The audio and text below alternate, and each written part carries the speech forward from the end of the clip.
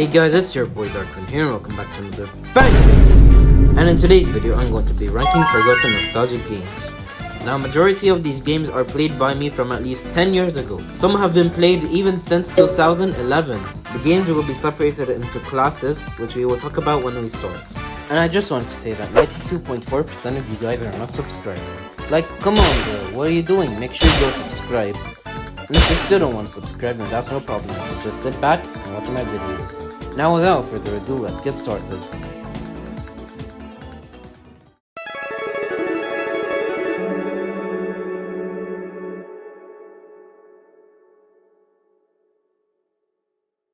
Let's kick off with Class A games. Class A games were major titles in their time, and often influential.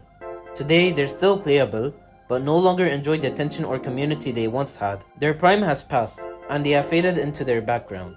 First is Bejeweled. I like this match 3 game as it's better than Candy Crush. Except for the fact that there's a game that exists called Bejeweled Stars, which is a 1-to-1 replica of Candy Crush but with gems instead of candy. B tier. Next is Zuma. Now this was the game for my skill level. It's the type of game where it is fast paced and you have to be very attentive. As you can see here, this is a video where you can see my hand cam and the screen where I flick my joystick to aim my shots.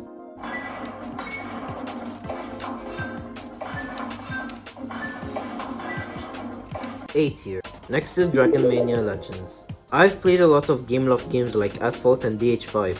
While some others weren't the best, this was a game that got me addicted because of its style.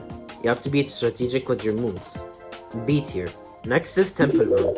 Its swipe controls, fast-paced gameplay, and addictive challenge made it one of the most iconic MOBA games ever. Even years after its release, it still holds up a fun way to pass time and test your reflexes. It's smooth, satisfying, and incredibly replayable.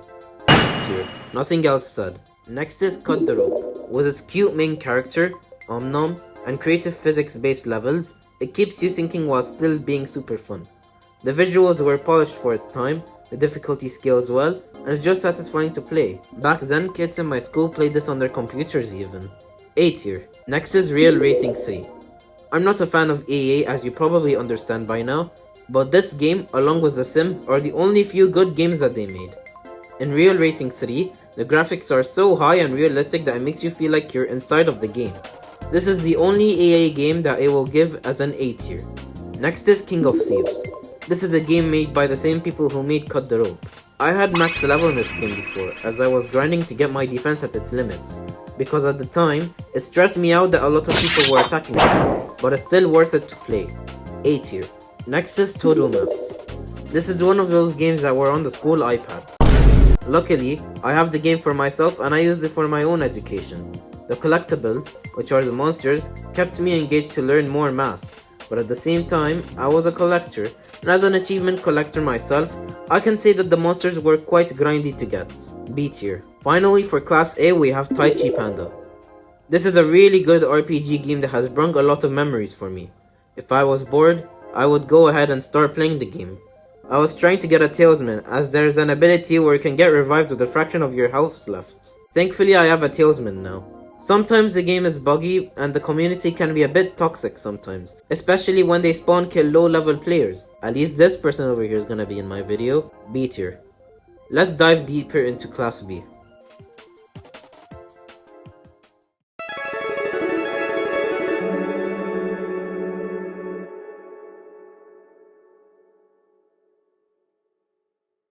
These games are more obscure. They're still technically accessible, but they've vanished from the public eye. There are few, if any, videos or active discussions, and online features are usually dead.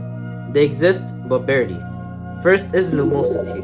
Lumosity is a game that helps improve you as a person mentally and psychologically. It has games that help you with attention span, critical thinking, and many more. Now that I'm older, I understand the games better and I'm quite fast at the reaction time games to say the least. A tier. Next is RP. Another game on the school iPads. In this game, you place down bouncy balls to make music. Take a listen.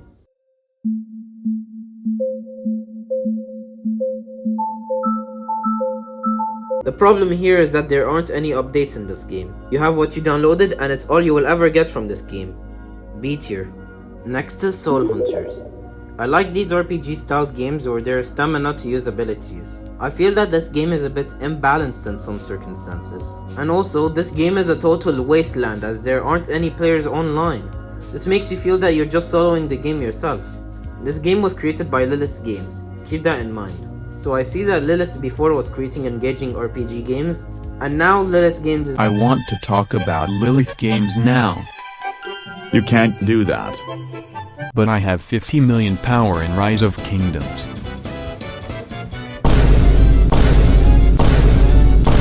B tier. Next is Fish Out of Water. I remember that this game used to be free. Now you need half-brick plots for the game, which is a subscription service. However, you can only play free, but you will be forced to pay after 20 minutes. Only key memories I've had was the boost button where I was locked in, maintaining precision on when to use it. C tier. Next is Injustice. I really liked Marvel and DC as a child, so this was the game for me. The reason why it's on Class B is because people were making it partially unplayable from selling and hacking accounts. I really don't care about that though. A tier. Finally, for Class B we have Tiny Gladiators. I like this game because it's addictive and sometimes I play this with my friends by giving them a try. This game even made it to the Nintendo Switch. A tier. Let's go to Class C, the equivalent of the Abyss.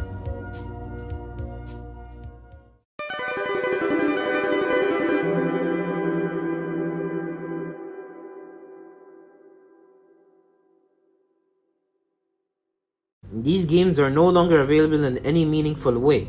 Whether they were loved or hated, they've been removed from stores, servers shut down, and files lost. They can't be installed, played, or preserved. It's as if they've been erased entirely. First is Bowling King. This is my favorite game from Miniclip, if we exclude Agario and 8-Ball Pool. I like the different game modes that you can play. It brings more vibes to bowling as a whole. A tier. Next is League of Angels Fire Raiders. I mentioned before that I like the RPG styles from these games. So far this game is my favorite because of the characters. The ones that you're seeing right now can do at least 100,000 damage. This makes them one of the best characters in the game, but they're all 6 stars. My best one was a 5-star at the time, and I wish I had a 6-star before the game closed. This game had been long gone and people forgot about it. A tier. Next is Tiny Bouncer. This game is only known because it is made by Neki, the same people who made Shadow Fight 2. Aside from the artwork, which looks cool in my opinion, the game looks like slop. I'm pretty sure that's why it's deleted. I don't find it addicting that much. D tier. Next is Lego Murloc Nexonites 2.0. I really don't have to explain how I love this game. I've even gotten the merchandise, like the armor, sword, and shield because of this. I remember some kid playing the game at the time and I downloaded it because it looked good. I have no regrets. Solid S tier. Finally, we have Bounty. I like this game because of its satisfying spell mechanic, but it becomes repetitive over time. My cousin recommended me this game and I've had fun with it. I've actually gotten news that on March of this year, the server shut down. All is lost. B tier. Whew, that was a lot of games we had to cover.